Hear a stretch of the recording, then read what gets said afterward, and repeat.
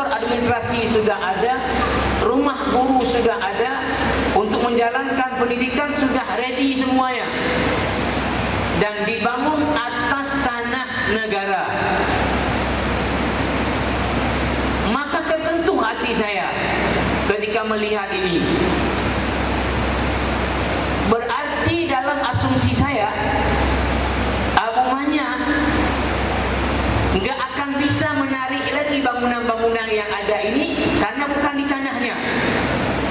Dan kalau tidak punya tujuan yang bagus, tidak mungkin berani menginvest di tanah negara, karena bisa diambil kapanpun dan tidak bisa dimiliki tanah negara.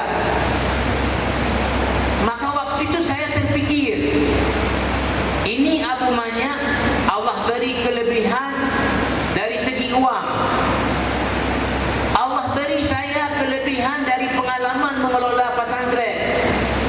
Jadi kalau Abu Manya mau menyumbang kelebihan dari hartanya sedikit untuk umat, saya punya pengalaman sedikit dalam mengelola pesantren, kemudian bakhil tidak mau saya sumbang, dosa saya.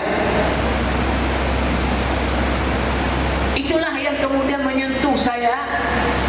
Setelah pulang dari sini,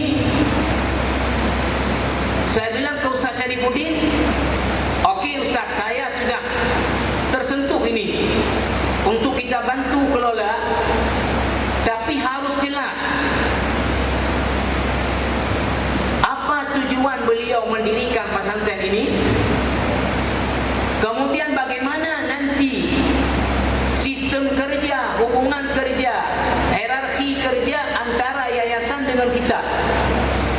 Kalau ini clear, kita akan jalankan. Kalau tidak, ya tetap kita suruh cari orang lain."